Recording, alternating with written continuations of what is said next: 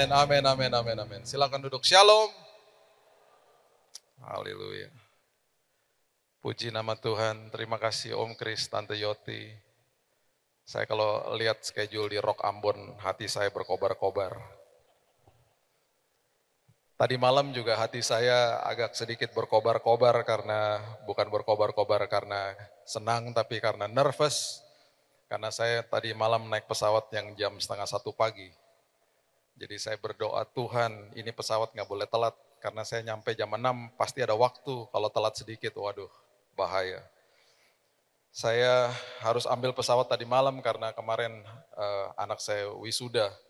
Jadi habis itu malam-malam baru saya berangkat. Puji Tuhan, semuanya Tuhan atur. Kalau Tuhan sudah atur, Tuhan atur. Ya.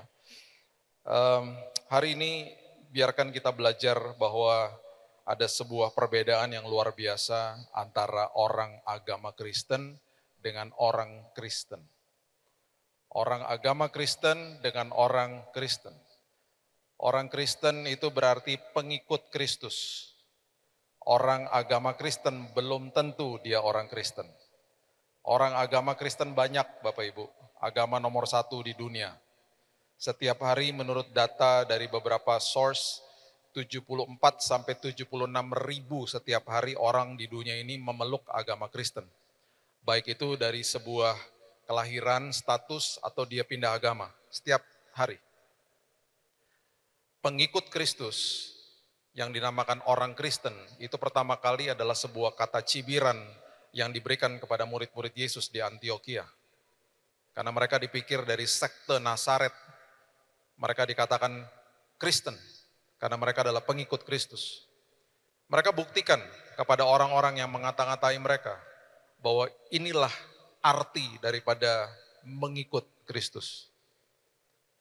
Kemudian kita harus bisa bedakan lagi antara orang yang agama Kristen dengan orang Kristen. Ingat, kekristenan kita sudah tahu, sudah sering pastinya mendengar kekristenan bukan agama pada awalnya. Dan semua kepercayaan yang ada di dalam dunia, semuanya dilembagakan jadi agama, termasuk agama Kristen.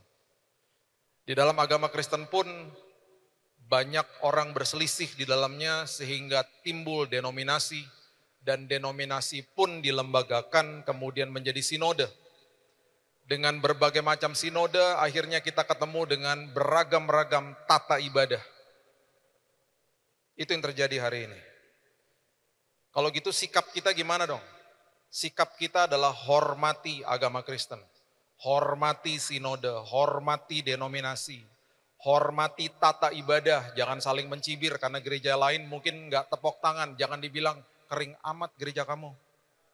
Gereja yang nggak tepok tangan nanti mencibir gereja yang tepok tangan, nggak menghormati hadirat Tuhan, kamu berisik katanya gitu. Nggak ada habisnya.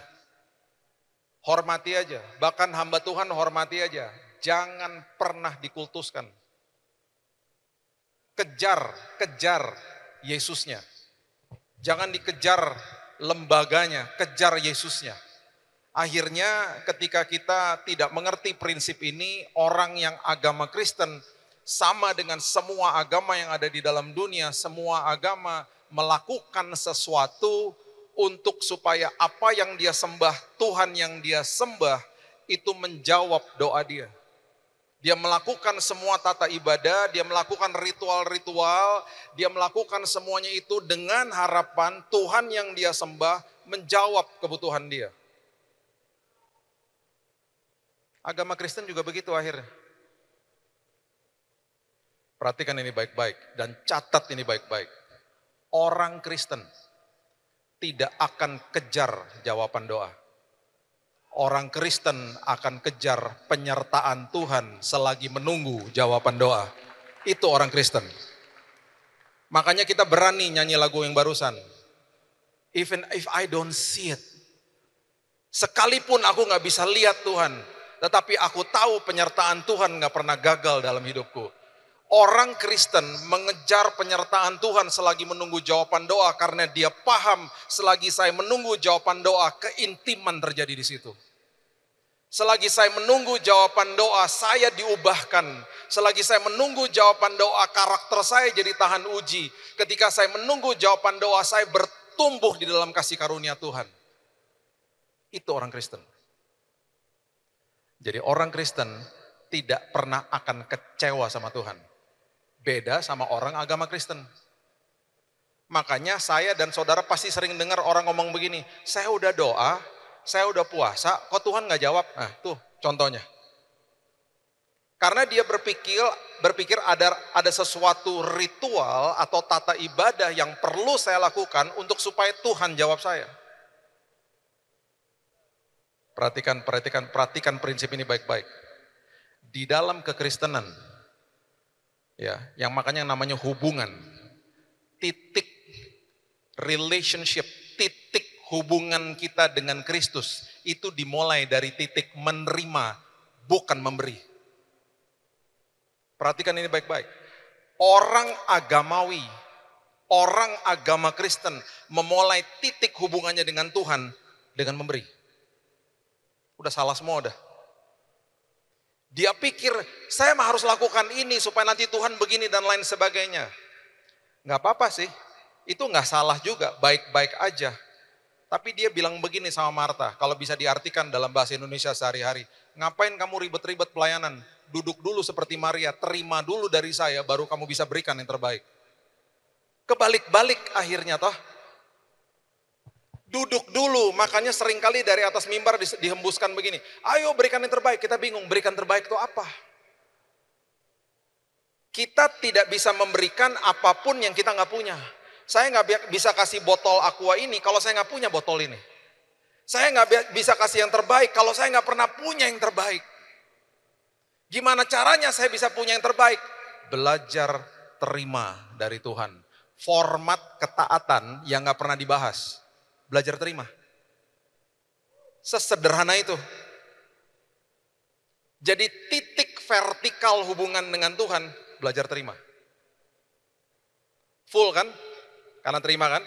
Dia datang membawa hidup yang berkelimpahan. Berkelimpahan bukan harta, jabatan, status, ketenaran atau uang. Bukan. Kelimpahan di dalam sini. Damai sejahtera, sukacita, hikmat, pengharapan, pertumbuhan rohani, karakter yang tahan uji. Menerima kelimpahan di dalam sini. Ketika di sininya melimpah, hubungan horizontal, Alkitab selalu katakan dimulai dari titik memberi. Bukan menerima. Sekarang kita balik. Orang agamawi akan datang kepada Tuhan dengan memberi toh. Dia upayakan semuanya, dia kasih sama Tuhan. Dia gak pernah belajar terima dari Tuhan. Dia gak ngerti lah kasih karunia Tuhan. Di situ titik itu dia mulai menghakimi orang. Kamu gak seperti saya, lihat nih saya. Kamu tuh hidupnya gak kudus dan lain sebagainya. Oh dia mulai menghakimi, karena dia mulai dari titik memberi. Dan ketika dia mulai dari titik memberi, kosong toh di dalam sini. Ketika dia mulai masuk ke dalam hubungan horizontal dengan sesama, karena ininya memberi, yang ini menerima.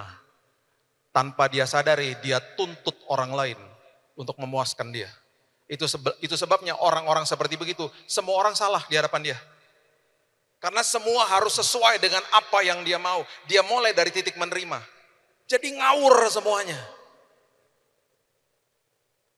Yohanes 13 ayat 34, coba lihat. Yohanes 13 ayat 34. Ini udah sering lah kita baca. Perhatikan prinsip ini. Yesus katakan begini, aku memberikan perintah baru kepada kamu. Kenapa dikatakan perintah baru? Karena bukan perintah agamawi seperti Farisi yang lakukan itu. Aku memberikan perintah baru kepada kamu. Dia katakan begini, yaitu supaya kamu saling mengasihi, horizontal, saling mengasihi. Standar mengasihi bukan standar orang itu mengasihi saya, bukan. Dia bilang begini, saling mengasihi sama seperti aku telah mengasihi kamu. Demikian pula kamu harus saling mengasihi. Dengan kata lain, Yesus lagi bilang begini, terima dulu kasihnya saya, baru kamu penuh di dalam sini, baru kamu bisa saling mengasihi.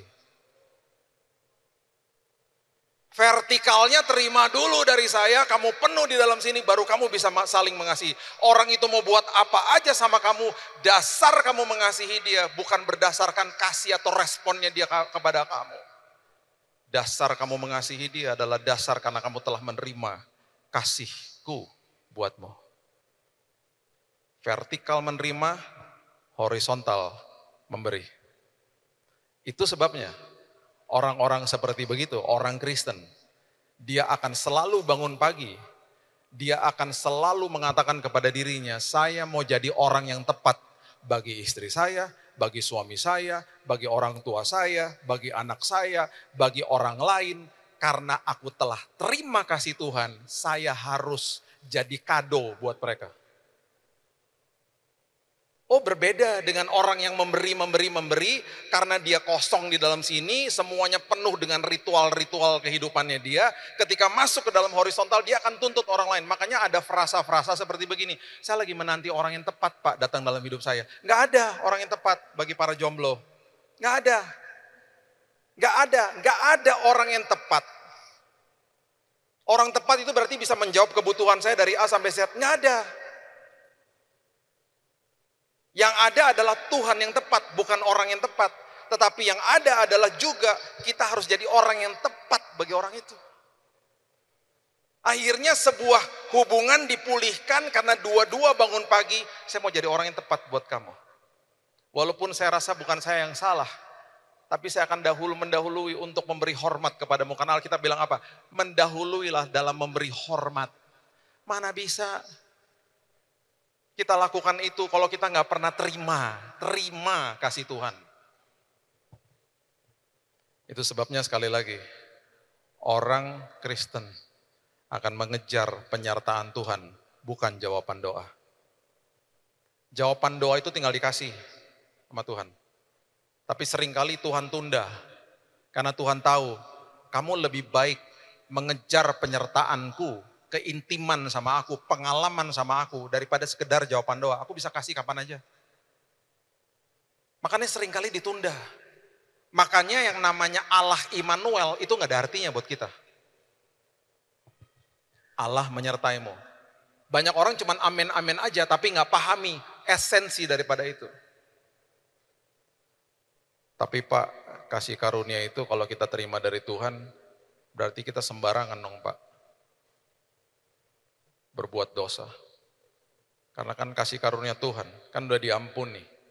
Jawaban saya sederhana, kalau kamu masih mau berbuat dosa, kamu berarti belum pernah ngalamin kasih karunia Tuhan. Kamu belum pernah ngalamin terima kebaikan Tuhan dalam hidupmu. Kalau kamu terima kebaikan Tuhan di dalam sini, penuh dalam sini, kamu gak mau buat dosa. Di Jakarta ada 18 juta motor. Saya bilang sama anak saya 3 tahun lalu, saya bilang gini, Keaton, kamu kalau diantar ke sekolah, baik itu naik mobil sendiri, baik itu diantar sama mobil atau lain sebagainya, kamu harus lihat ke belakang kalau buka pintu ya nak, karena motor banyak banget di Jakarta. Dan motor itu nyamber-nyamber jalanan.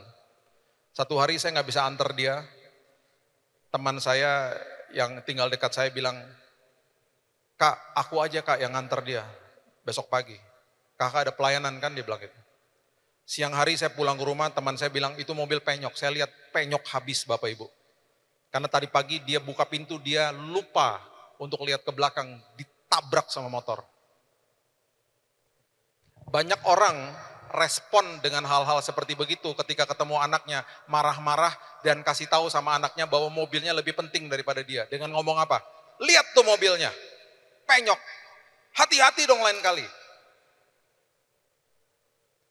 Saya udah terbiasa dari mereka masih kecil, setiap hari saya peluk mereka dan selalu ada bisikan, I love you. Tiap hari. Sampai anak saya, Keaton ini waktu masih TK, saya pernah dipanggil sama gurunya. Karena dia bilang gini, Pak, ini anak setiap hari semua orang dipelukin, termasuk satpam di depan Pak dipelukin sama dia. Ini anak diapain Pak di rumah Pak? Pasti dipelukin dia. Kamu terima kebaikan, kamu akan memberikan kebaikan. Jadi setiap hari udah kebiasaan seperti begitu. Malam hari itu saya ketemu dia, saya ketok pintu kamarnya karena saya belum ketemu sepanjang hari. Jadi saya ketemu dia, dia keluar dari kamar, saya peluk dia dan saya kembali lagi bilang I love you, I miss you, saya belum ketemu kamu sepanjang hari. Terus saya tanya begini, saya dengar tadi pagi kamu ketabrak motor ya, are you okay? Kamu okay? Dia langsung nangis. Dad, bukan aku yang ketabrak, mobilnya. Saya dalam hati gini, saya juga tahu mobilnya. Cuman saya lagi mau kasih tahu sama dia bahwa kamu lebih penting daripada mobilnya. Are you okay? Kamu ikutan ketabrak gak? Aku gak apa-apa, Dad. Aku gak apa-apa. Aku lupa. Aku lupa. Aku gak lihat ke belakang, mobilnya penyok habis, Dad. Oh, dia nangis di pundak saya. Di dalam pelukan saya bilang begini sama dia. Dek, lain kali hati-hati ya, Dek. Yang penting kamu oke. Dedi lega kalau kamu oke. Bapak Ibu, berikutnya dia akan buka pintu mobil. Dia akan sangat hati-hati. Karena dia akan ingat sama saya, betul? Dia ingat sama saya bukan karena dia ketakutan sama saya. Tapi karena dia hormat sama saya. Itu kasih karunia. Jadi kalau kita terima kasih karunia Tuhan, kebaikan Tuhan di dalam sini, kita gak mau buat dosa. Bukan karena ketakutan sama Tuhan, tapi karena kita hormat sama Tuhan. Takut sama Tuhan adalah reverent, hormat sama dia. Jadi segala sesuatunya belajar terima, baru bisa memberi. Itu yang membedakan kita menjadi orang Kristen, bukan sekedar orang agama Kristen. Dan itu sebabnya ketika kita mengerti penyertaan Tuhan, kita mau mulai paham dengan lagu yang kita barusan nyanyikan. Even if I don't see it. Sekalipun aku gak lihat, aku tahu penyertaan Tuhan gak pernah gagal dalam hidupku. Mari buka sama-sama saya di kitab Yesaya pasal yang ke-7, ayat 10 sampai ayat 14. Pertama kali atau ada dua orang sebenarnya yang diberikan kata Immanuel di firman Tuhan. Hanya dua. Yang pertama adalah Raja Ahaz, yang kedua adalah orang namanya Yusuf. Jarak waktunya Bapak Ibu 700 tahun. Jarak waktunya. Pertama kali kata Immanuel itu diberikan atau ditawarkan kepada seorang namanya Ahaz, itu merupakan momen yang sangat luar biasa, sangat dahsyat. Yesaya pasal yang ke-7, ini terjadi sama Raja Ahaz, raja daripada kerajaan Yehuda, ibu kotanya Yerusalem. Kondisi dia pada saat itu sedang dikepung sama dua kerajaan. Dia dalam kondisi terpojok. Yesaya 7 ayat 10 mengatakan Tuhan melanjutkan firman-Nya kepada Ahaz, katanya begini, mintalah suatu pertanda dari Tuhan Allahmu, biarlah itu sesuatu dari dunia orang mati yang paling bawah atau sesuatu yang dari tempat tertinggi yang ada di atas. Biasanya manusia kalau berdoa minta tanda dari Tuhan. Ini Tuhan nawarin tanda sama dia. Kamu mau apa? Udah saya kasih tandanya supaya kamu percaya sama penyertaan saya. Tuh. Lewat Nabi Yesaya. Raja-raja pada saat itu didampingi sama nabi-nabi yang ada, Tuhan selalu appointed prophet atau nabi kepada raja-raja saat itu. Perhatikan apa yang dikatakan sama Ahaz. Ayat berikutnya dia katakan begini, Ahaz menjawab, aku tidak mau meminta. Dan dia katakan aku tidak mau mencobai Tuhan atau ngerepotin Tuhan bahasa aslinya. Kenapa dia ngomong begitu? Karena gini Bapak Ibu, saat itu ada kerajaan yang adidaya, kerajaan yang luar biasa besarnya namanya Asyur. Prajuritnya ratusan ribu. Tiba-tiba ketemu sama Ahaz, dia bilang begini, kamu lagi dikepung ya? Saya bantuin mau gak? Siapa yang gak mau dibantu sama kerajaan sebesar itu? Jadi dia bilang sama Yesaya, kalau saya bisa tambahkan mungkin dia ngomong begini, Tuhan saya gak bisa lihat. Yang ini saya udah bisa lihat, ini jelas-jelas mau tolong saya. Jelas-jelas ini kerajaan adidaya, udahlah saya minta dia aja. Udahlah gak usah ngerepotin Tuhan, gak usah mencobai Tuhan, gak usah merepotkan Tuhan. Itu bahasa aslinya. Yesaya bilang begini, baiklah dengarkan hai keluarga Daud. Ini dia keturunan Daud. Ya, ini ada kaitannya dengan apa yang terjadi. Dia bilang begini, belum cukupkah kamu melelahkan orang? Melelahkan orang tuh begini Bapak Ibu, kalau kita ambil keputusan di luar daripada kehendak Tuhan, ujung-ujungnya dosa akan membuat repot orang di sekitar kita. Jangan pernah berpikir bahwa saya lakukan ini diam-diam. Dosa akan membuat dampak yang sangat buruk kepada orang di sekitar kita. Itu dosa. Iblis akan selalu meminimaliskan dosa dan dia akan selalu memaksimalkan tuduhan kan. Selalu kan gitu. Selalu gitu. Nah lihat ini. Dikatakan begini. Belum cukupkah kamu melelahkan orang sehingga kamu melelahkan Allahku juga. Melelahkan Allah bukannya secara letterlek Allah jadi lelah, bukan. Maksudnya gini, kalau kamu nanti jatuh ke dalam dosa, kamu udah mentok, ujung-ujungnya kamu balik lagi ke Tuhan. Maksudnya adalah sadar dan bertobat. Kalau sudah ada U-turn, ada putar balik, segera putar balik, jangan putar balik di depan sana. Sama-sama putar balik, tapi kamu rugi waktu. Jangan tunda ketaatan, maksudnya gitu. Sebab itu, ayat 14. Bayangin ya, udah dikasih tanda ditolak, Tuhan tetap kasih tandanya. Bayangin coba, ayat 14 itu luar biasa. Ya, Yesaya bilang begini, sebab itu Tuhan sendirilah yang akan memberikan kepadamu suatu pertanda. Sesungguhnya seorang perempuan muda mengandung dan akan melahirkan seorang anak laki-laki dan dia akan menamakan dia Immanuel. Kalau saya bisa tambahkan 700 tahun lagi setelah ini, Tuhan yang menolong Anda adalah Tuhan yang menjelma jadi manusia yang akan menolong, menyertai dan menebus dosa seluruh umat di dalam bumi ini. Tuhan seperti itu yang mau menolong Anda, masa kamu tolak sih? Jadi kata Immanuel, Allah menyertaimu, itu diberikan kepada seorang Ahaz. 700 tahun sebelum Tuhan atau malaikat Tuhan berbicara kepada Yusuf dengan hal yang sama. Ditolak sama dia. Itu sebabnya saya katakan tadi. Kalau kita katakan, even if I don't see it. Ketika mata jasmaniku nggak lihat. Tapi aku tahu Tuhan, Engkau selalu bekerja. Penyertaanmu nggak pernah gagal dalam hidupku Tuhan. Bapak Ibu, yang terjadi adalah Asyur. Itu nggak ada sesuatu yang gratis lah. Dia menjajah kerajaan Yehuda secara upeti. Dimintain uangnya, dimintain hartanya, sampai perkakas bait Allah dijual sama Ahaz. Bait Allahnya ditutup. Dan Bapak Ibu tahu apa yang terjadi? Kan Yesaya udah bilang, kamu akan merepotkan orang yang ada di dekatmu nantinya. Anaknya namanya Hizkia, dikepung sama 185.000 tentara Asyur. Karena kerajaan Asyur nggak mau cuma sekedar menjajah secara upeti, di keturunan berikutnya mereka mau ambil teritorinya Yehuda. Puji Tuhan, 300 tahun sebelum itu, Tuhan membuat sebuah perjanjian kudus kepada Daud. Karena dikatakan ini kan keluarganya Daud, keturunannya Daud. Daud mau buat bait Allah, dia minta sama advisernya Nabi Nathan, coba kamu tanya sama Tuhan. Nabi Nathan balik kepada dia, Nabi Nathan bilang, bos gak usah bos. Kata Tuhan gak usah, nanti biar anakmu saja yang bangun, namanya Salomo. Tetapi karena inisiatif datang darimu, perjanjian kudusnya Tuhan diberikan kepada Daud, berbunyi begini. Kerajaan, keluarga dan keturunanmu akan aku kokohkan sampai selama-lamanya. Betul, Yesus lahir daripada keturunan Daud. Dan sampai hari ini, ada bangsa yang menjadi keturunan daripada dia, namanya bangsa Israel. Mau diapain juga, ada perjanjian kudusnya Tuhan yang akan mengkokohkan keturunannya sampai selama-lamanya. Bapak Ibu, 300 tahun sebelum itu, Daudnya udah mati.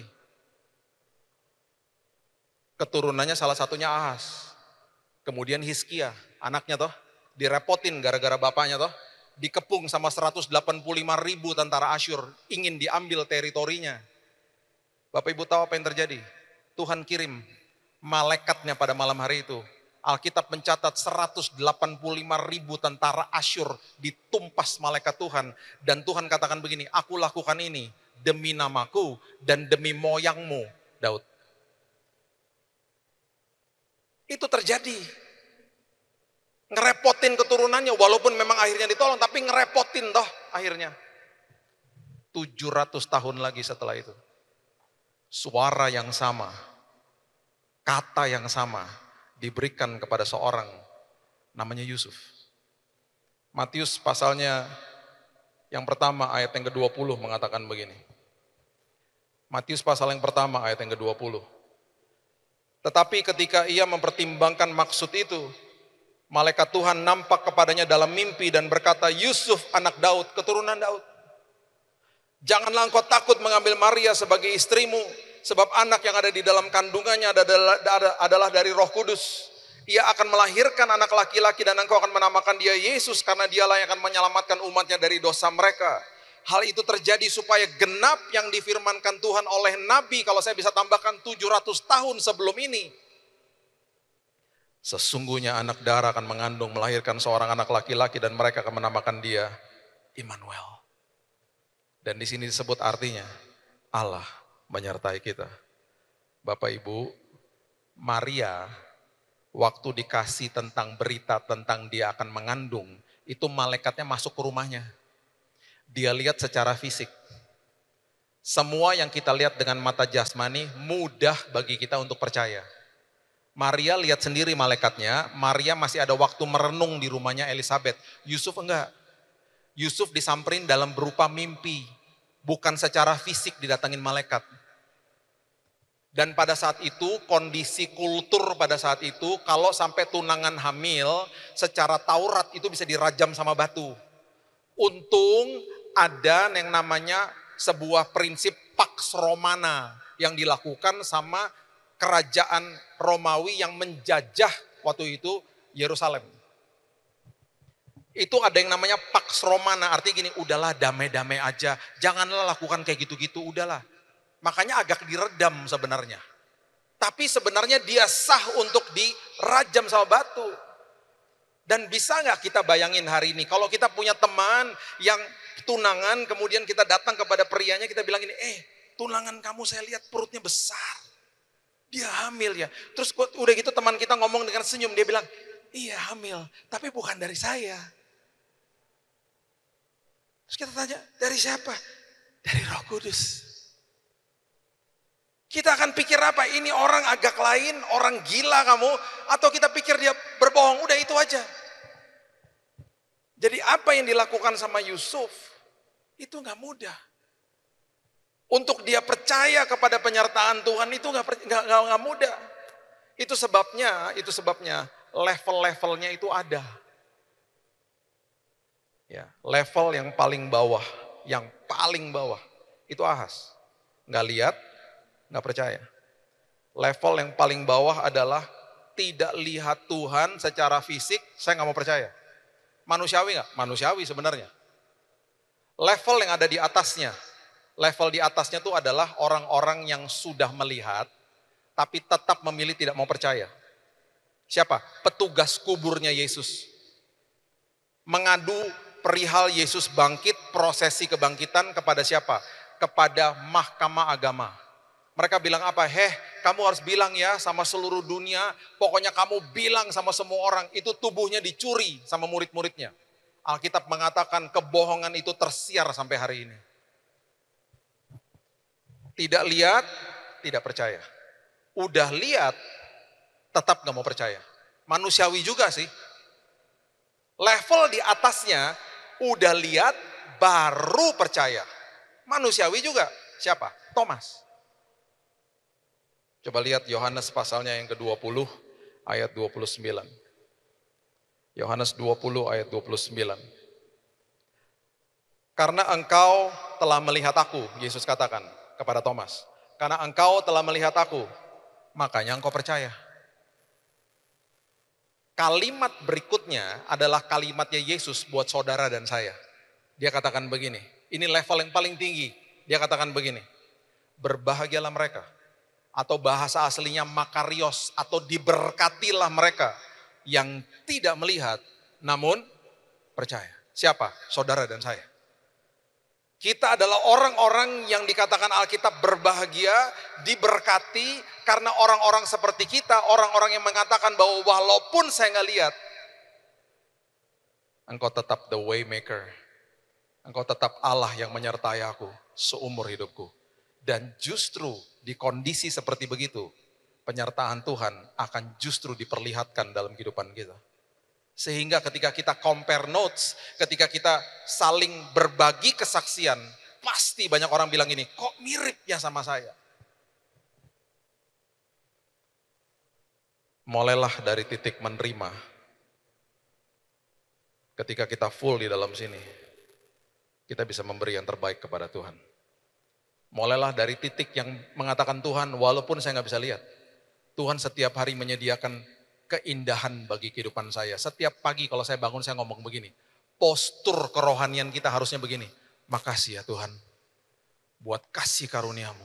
Terima kasih ya Tuhan, Engkau gak pernah berseberangan sama aku. Terima kasih ya Tuhan, tidak pernah sedetik pun Engkau tinggalkan aku. Musim boleh berubah, tanganmu yang perkasa gak pernah tinggalin aku Tuhan. Ketika saya waktu masih bayi, tangan saya mencari jari daripada orang tua saya. Ketika saya balita, saya mencari, tangan saya memegang mainan. Musim berubah, apa yang kita pegang berubah. Kita masuk ke dalam musim remaja, mungkin kita pegang HP. Masuk ke dalam musim pemuda, kita mungkin pegang tangan pacar. Masuk ke dalam musim mahasiswa, kita memegang ijazah. Masuk ke dalam pernikahan, kita pegang tangan pasangan kita. Masuk ke dalam sebuah tempat pekerjaan atau karir, kita pegang tangga karir. Masuk ke dalam musim pensiun, mungkin kita pegang alat berkebun. Masuk ke dalam musim tua, mungkin kita pegang tongkat. Musim berubah, apa yang manusia pegang selalu berubah. Tapi ada satu tangan yang tidak pernah tinggalin kita, itu adalah tangan Yesus Kristus, Tuhan dan Juru Selamat kita. Gak pernah tinggalin kita. The Waymaker, Allah Immanuel. Makanya dia bilang apa? Kamu adalah orang yang paling berbahagia. Ketika kamu percaya walaupun kamu gak bisa lihat saya. Makanya waktu dia naik ke surga, di saat itu dia jadi maha hadir. Karena dia tinggal di dalam setiap kehidupan manusia dan tidak pernah sedetik pun dia tinggalkan kita. Even if I don't feel it. Karena hadirat Tuhan gak pernah bisa dirasakan pakai perasaan. Sesekali perasaan kita tersentuh. Tapi bukannya berarti kalau perasaan gak tersentuh Tuhan gak ada. Hadirat Tuhan harus dinilai pakai iman bukan pakai perasaan. Sesekali emosi kita gak suka dengan kondisi hari itu. Bukannya berarti Tuhan gak ada. Gak pernah sedetik pun dia tinggalkan kita. Karena dikatakan di Alkitab begini. Roh Kudus itu adalah meterai yang diberikan kepada kehidupan anak-anaknya. Sebagai jaminan bahwa orang itu sudah diselamatkan. Makanya jangan pernah berdoa begini, Tuhan layakkan aku. Enggak gitu. Tuhan terima kasih bahwa aku sudah dilayakkan ribuan tahun yang lalu. Ketika aku katakan selesai di kayu salib. Gitu. Jangan katakan begini lagi, ayo kamu pelayanan dong. Biar kamu diberkati. Kalau ada orang ngomong begitu, tengking aja dalam nama Yesus. Harusnya apa? Hai kamu pelayanan dong. Karena harusnya kamu sadar Kristus telah mati bagimu. Harusnya kamu pelayanan karena apa? Sebelum kamu punya kesempatan untuk mengasihi dia, dia sudah terlebih dahulu mati dan mengasihi hidupmu. Jadi hidup ketaatan saya hari ini adalah buah daripada keselamatan, bukan untuk mendapatkan keselamatan. Itu yang namanya menerima dari Tuhan, baru hidupnya berkelimpahan, baru bisa memberi yang terbaik. Thomas adalah murid Yesus yang menginjil sampai ke India. Dan waktu dia menginjil ke India, sama dengan murid-murid yang lain, semua mati martir kecuali Yohanes. Bartolomeus itu dikulitin, disiram air garam. Matius itu merajah sampai ke Afrika, makanya benua Afrika sekarang hampir 65% percaya Yesus. Dipukul kepalanya sampai hancur sama balok kayu. Simon orang Zelot, dia bertanggung jawab kepada Eropa. Kita sudah tahu dengan apa yang terjadi sama Petrus. Dia tantang prajurit Raja Nero, dia bilang apa? Salibkan saya terbalik. Saya nggak layak disalibkan seperti guru saya. Itu pembuluh darahnya pecah. Kematian ditantang sama mereka, karena mereka tahu di detik mereka tutup mata, di detik yang sama mereka bangkit di pangkuan Bapa di sorga, karena mereka tahu gurunya telah mengalahkan kematian. Itu murid-murid Yesus. Dan salah satunya pergi ke India, namanya Thomas. Maaf. Ditusuk perutnya, dikeluarkan isinya. Sama orang-orang penyembah berhala. Kuburnya masih ada sampai hari ini. Bapak Ibu kalau ke kota namanya Chennai, dulu itu disebut Madras. Masuk ke kota Madras, Bapak Ibu masuk ke daerah namanya Milapore, di situ ada kuburannya Saint Thomas. Ada kuburnya di situ, masih ada sampai hari ini. Di tahun 1930, ada pasangan suami istri datang dari kota itu. ke Indonesia. Mereka adalah orang Kristen dan mereka dipanggil ke Indonesia sebagai ekspatriat untuk kerja sebagai akuntan di pabrik rokok di Pasuruan di Pulau Jawa. Kedua orang ini adalah opa oma saya. Mereka datang ke Pasuruan, mereka kerja di situ sebagai akuntan. Dan mereka mulai punya anak di Indonesia. Ada yang lahir di Cirebon, ada yang lahir di Semarang, karena mereka dikirim-kirim ke beberapa tempat untuk mengaudit. Namanya perusahaannya namanya BAT, perusahaan rokok. Lama-lama mereka nggak tahan, mereka nggak sejahtera, mereka mengeluarkan diri dan mereka akhirnya menetap di kota namanya Batu Malang. Besok saya ke sana, karena itu kota kelahiran mama saya, dan kami ada reuni keluarga besok di sana. Dan akhirnya mereka punya 8 orang anak, dan mereka menetap di kota namanya Batu Malang dengan kondisi yang sangat miskin. Di tahun 1939 mereka mendirikan gereja, di dalam bahasa Belandanya Penkersterk, gereja Pantekosta. Gerejanya masih ada sampai hari ini, masih ada prasasti di depannya dengan tulisan namanya mereka. Dan sebelum mereka meninggal, saya nggak pernah ketemu sama mereka. Mereka pahlawan iman bagi saya. Mereka selalu katakan kepada anak-anaknya, kami adalah buah daripada pelayanannya Thomas. Kami adalah buah dari pelayanan Thomas, karena kami datang dari kota di mana Thomas dikubur. Dan mereka katakan kepada 8 orang anaknya, sebarkan Injil ke Indonesia lewat literatur. Mereka berpikirnya jauh, mereka nggak tahu satu hari akan terjadi sosial media. Mereka berpikir kalau pakai buku kamu bisa merambah sampai seluruh Indonesia, kamu bisa kabarkan Injil lewat traktat-traktat waktu saat itu. Dan buku-buku kecil. Kemudian mereka meninggal. Dan 8 orang anak ini hidup di dalam kondisi yang sangat miskin. Dari 8 orang anak ini, mama saya paling kecil, paling bungsu. Dan di antara 8 ini ada satu anak tengah, yaitu cuma satu-satunya cuma pria. Dia katakan begini kepada kakak dan adiknya, dia bilang begini, biarkan saya merantau ke Jakarta. Mengadu nasib di sana. Doakan saya, kalau saya berhasil saya bawa kamu ke Jakarta. Di awal tahun-tahun 60, di akhir tahun 50-an, dia pergi ke Jakarta. Puji Tuhan, di sana dia mendapatkan sebuah kesempatan, dia bisa mulai dagang jualan kopi. Dengan uang yang ada, dia mulai bawa keluarganya, kakaknya dan adiknya pergi ke Jakarta, termasuk mama saya. Cuma satu yang ditinggalkan, mereka berembuk, mereka bilang begini, siapa yang mau mengembalakan gerejanya? Ada salah satu dari mereka yang siap untuk ada di sana. Jadi bertuju pindah ke Jakarta, yang satu mengembalakan gereja. Bapak Ibu, dari 8 bersaudara ini, semuanya sudah meninggal, tinggal 2 yang hidup.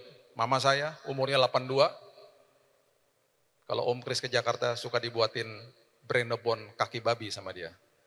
Itu Brenebon kaki babi kalau makan langsung ada di tahta kemuliaan Tuhan. Langsung Allah Immanuel terasa kalau makan Brenebon itu. Sama kakaknya umurnya 89. Besok saya akan ketemu dengan beliau. Dia masih mengembalakan gereja di sana, di Batu Malang. Tinggal 2 itu yang hidup. Semua udah meninggal.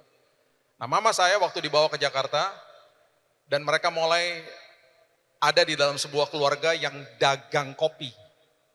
Makanya saya suka minum kopi. Dan saya ngerti kopi akhirnya. Nah, mama saya kemudian bergabung di sebuah gereja GPDI juga di Jakarta. GPDI Ketapang namanya. Udah gereja jadul. Dia nyanyi di paduan suara, disitulah dia berjumpa dengan papa saya.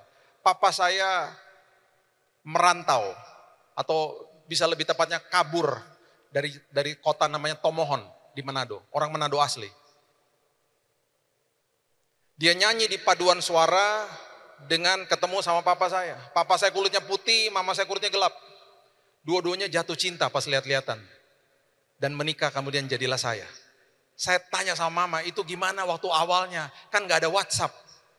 Cara pendekatannya gimana? Itu setiap kali ibadah papa tulis surat buat saya tiap minggu. Jadi saya pulang ke rumah kalau hari Minggu bacain surat dia berhalaman-halaman. Itu semuanya isinya gombal semua. Merayu-rayu di surat. Akhirnya mereka menikah. Dan karena papa saya menikah dengan mama saya, dia ikutan bisnis kopi. Di tahun 67, keluarga ini kakak beradik berkumpul dan mereka bilang begini, yuk kita realisasikan apa yang opa oma atau yang orang tua mereka nasihati atau berikan wejangan kepada mereka. Mereka dirikan yayasan namanya Immanuel. Karena mereka bilang apa? Tuhan menyertai kita sampai titik ini. Kita buat yayasan Immanuel, kita buat toko buku Immanuel. Kemudian mereka buat lagi penerbitan Immanuel. Kemudian mereka buat lagi satu divisi yang mereka bantu hamba Tuhan dan itu masih terjadi sampai hari ini. Sudah 57 tahun hamba Tuhan itu dibantu di daerah-daerah. Dan mereka bilang begini, kita harus punya unit usaha supaya dari usaha itu bisa menghidupi keluarga kita dan bisa membantu hamba-hamba Tuhan di daerah. Prinsipnya yayasan ini nggak boleh minta-minta uang sama orang. Itu prinsip mereka dari awal. Kita harus kerja keras. Dan Bapak Ibu tahu, waktu mereka dirikan itu di awal, setiap malam di kamar kalau berdoa ketika saya masih kecil, saya nggak pernah lupa papa dan mama ngomong gini, Tuhan buka pintu Tuhan. Kami mau cetak buku lebih banyak tapi kami nggak punya uang Tuhan. Kami mau sebarkan buku-buku ke daerah tapi pengirimannya pun kami nggak punya uang Tuhan. Kami bisa cetak hanya sekian aja dan buku-buku yang dicetak itu hanya bisa dikonsumsi di kota Jakarta aja di saat itu. Saya nggak pernah lupa tiap malam mereka berdoa begitu. Bapak Ibu tahu apa yang terjadi. Tahun 1971 di kantor kopi kantornya itu ada di rumah. Saya nggak pernah lupa ada mesin-mesin telepon, ada mesin telex. Yang ngangguk-ngangguk ini seumuran sama saya. Mesin telex, Bapak Ibu tahu tiba-tiba ada telex di tahun 1971, saya masih kecil. Itu tiba-tiba telex itu kayak mesin tik. Dia dapat berita dari luar negeri, dia ngetik, nanti kalau salurannya nggak baik dia berhenti. Jadi kita bacanya setengah-setengah gitu, kita baca. Nanti dia ngetik lagi, dia ketik lama, kadang-kadang kita harus nunggu setengah jam baru selesai tuh satu paragraf. Di tahun 71, kantor kopi kami dapat telex dari sebuah gerai kopi di Amerika. Gerainya bilang begini, kirimin dong kami kopi Indonesia, khususnya kalau bisa kami dengar katanya ada kopi Sumatera yang enak. Kirimin ya sebagai sampel katanya gitu. Saya nggak pernah lupa, papa saya mengemas kopi di garasi di rumah saya tahun 71. Saya tanya gini, mau dikirim kemana? Ke Amerika katanya gitu. Saya tanya, Amerika di mana? Dia bilang nggak tahu, jauh kayaknya. Dia bilang gitu. Saya nggak ngikutin lagi berita itu, Bapak Ibu. Tiba-tiba beberapa bulan di tahun 71, saya terkaget-kaget karena di depan rumah ada truk besar ditutupin sama terpal dan keluarga kami jadi mama, kakak-kakaknya, papa saya lagi di samping truk itu, mereka lagi berdoa dengan supirnya, mereka mendoakan truk itu. Saya bilang, itu apa didoain? Mama saya bilang gini, loh kamu gak ngikutin ceritanya. Itu isinya buku dan traktat dan siap dikirim ke desa-desa di Pulau Jawa. Lah katanya gak ada uang. Mama saya bilang begini, kamu ingat gerai kopi yang minta sampel kopi itu, mereka akhirnya kerja sama kita. Mereka suka dengan kopinya dan mereka udah kirimin cek dalam berbentuk dolar. Kita konversi ke rupiah, kita cetakin tuh buku-buku. Tuhan buka jalan.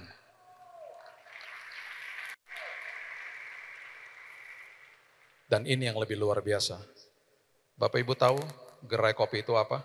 Hari ini gerai kopi itu namanya Starbucks. Dan gerai kopi itu di tahun 71 itu adalah gerai kopi Starbucks yang pertama kali buka di kota namanya Seattle. Di jalan namanya Pike Place. Saya ke sana Bapak Ibu berkali-kali. Karena waktu saya dengar kisah ini, saya datangin tuh tempat. Karena saya terkesima dengan cara Tuhan mempertemukan keluarga saya dengan gerai kopi itu. Saya pergi dan sampai hari ini itu gerai kopi masih ada. Dan mereka sengaja taruh di situ sebagai cagar budaya. Logonya masih coklat, bukan warna hijau seperti kalau lihat kita Starbucks, itu masih coklat. Dan tokonya kecil, orang-orang ngantre karena mereka mau selfie di situ. Kalau mereka beli gelasnya ada tulisannya The First Starbucks Store, ada di situ. Saya ngomong sama GM-nya. Dan dia bilang, iya saya pernah dengar kisah itu. Sayangnya telexnya sudah hilang. Kalau ada kita pajang di museumnya Starbucks. Oh saya ngobrol dengan mereka dan lain sebagainya. Saya terkesima dan saya cuma mau bilang begini sama kita semuanya. Di tahun 71, nggak ada WhatsApp, nggak ada email, nggak ada HP. Kok bisa ada gerai kopi yang jauh di sana, tiba-tiba kirim telex ke kantor keluarga kami dan Tuhan buka jalan. Kok bisa seperti begitu? Itu karena dia Allah Immanuel. Itu karena dia Allah Immanuel. Kalau dalam kondisi seperti begitu dia bisa buka jalan, apalagi hari ini. Gak ada apa-apanya. Makanya kejar penyertaan Tuhan, jangan kejar jawaban doa. Jawaban doa udah disiapin sama Tuhan. Jawaban doa tuh bisa iya, bisa tidak, bisa nanti, bisa juga A diganti B. Karena dia tahu itu yang terbaik. Dan ini pesan saya, kalau Bapak Ibu dapat jawaban doa dan dari hari kita dapat jawaban doa dan kita bilang, ih kok kayak gini jawaban doanya? Normal-normal aja kita kaget dan kecewa. Tapi jangan lama-lama bilang gini, gak apa-apa Tuhan, aku mengucap syukur karena aku tahu nanti mungkin aku akan sadar bahwa semua jawaban doa pasti membawa kebaikan bagi aku. Pasti. Karena apa? Dia maha tahu, kita gak maha tahu. Kita seringkali sok tahu. Dia maha tahu, dia maha hadir, dia maha kuasa. Saya tutup dengan kisah ini ya. Saya undang teman-teman musik boleh naik ke atas. Beberapa tahun yang lalu saya diundang khotbah di hari kerja, di hari Selasa, di kota Jakarta. Kota Jakarta kalau hari kerja, undangan khotbah jam 7 malam, itu kalau dari rumah saya, di mana aja ya, itu bisa sejam lah. Karena orang pulang kantor. Jakarta tuh penduduknya 16 juta, Jabodetabek hampir 30 juta. Jadi udahlah, udah paling enak di Ambon, udah enak banget sih. Itu nggak karu-karuan kalau di jam segitu. Jadi saya udah harus berangkat 1 jam sebelumnya. Padahal jarak nggak begitu jauh. Saya keluar dari kamar. Saya cari tempat, ada tempat kunci mobil biasanya ada di situ di depan kamar saya ada meja kerja. Kuncinya nggak ada. Kunci mobil kalau di rumah saya nggak ada, itu berarti ada di tas istri saya. Karena dia suka lupa keluarin kunci mobil. Masalahnya tas istri nggak ada karena istri nggak ada. Istri lagi pergi. Jadi saya panik. Saya telepon. Kamu di mana? Aku lagi meeting. Shh, jangan berisik. Udah nanti sambung lagi. Tunggu. Lihat dulu di tas kamu ada kunci mobil nggak? Terjadilah mengeningkan cipta dan tiba-tiba ada suara begini. Tuhan Yesus. Kalau dia bilang Tuhan Yesus itu berarti kunci ada di tasnya dia. Jadi dia bilang begini, udah tenang. Saya kirim pakai Gojek. 15 menit sampai di rumah, nggak bisa. Saya nggak punya waktu 15 menit, saya harus berangkat sekarang. Telat kalau nggak, ibadah jam 7 soalnya. Jadi saya pencet aplikasi Gokar. Masalahnya jam 6 sore di daerah rumah saya, kalau Gokar itu bisa 15 sampai 20 menit. Karena orang pulang kantor. Saya udah mikir gini, kalau mobil nggak ada saya akan pencet yang Go Ride aja, berarti saya akan pesan yang motor aja udah biar cepet. Saya pencet Gokar, tiba-tiba nggak sampai 1 menit, din di depan rumah. Seolah-olah seperti Tuhan sudah suruh dia ke depan situ, nunggu di situ. Jadi saya segera masuk ke mobil toh. Saya masuk ke mobil, saya duduk di belakang, supirnya tiba-tiba begini. Karena memang saya nggak pakai nama Billy Lantang. Dia bilang, ini Pak Billy ya? Iya. Dia nangis. Puji Tuhan Pak. Saya baru nonton khotbah Bapak ini Pak. Ini Bapak kan? Iya. Pak, saya dalam keadaan penuh masalah Pak. Tuhan Yesus baik, Tuhan kirim Bapak ke mobil saya Pak. Bolehkah Pak saya counseling sama Bapak? Boleh. Tapi jalan dulu. Saya udah telat ini, jalan. Tapi nanti sepanjang perjalanan boleh counseling kan Pak? Boleh, jalan. Sepanjang perjalanan dia dikit-dikit lihat belakang, saya bilang lihat depan Pak, lihat depan. Puji Tuhan, kita sampai ke tempat itu ya. Itu ibadahnya di mall, Pacific Place. Om Chris pasti tahu. Pak di Pacific Place. Jadi saya bilang begini sama dia, Pak, ini masih 5 menit lagi, kita nyampe lebih cepat 5 menit. Jangan di depan lobi Pak, kita ke bawah aja ke basement. Kenapa Pak? Biar kita bisa berdoa sebentar. Kalau di sini ntar diusir satpam, kita turun ke bawah, kita berdoa.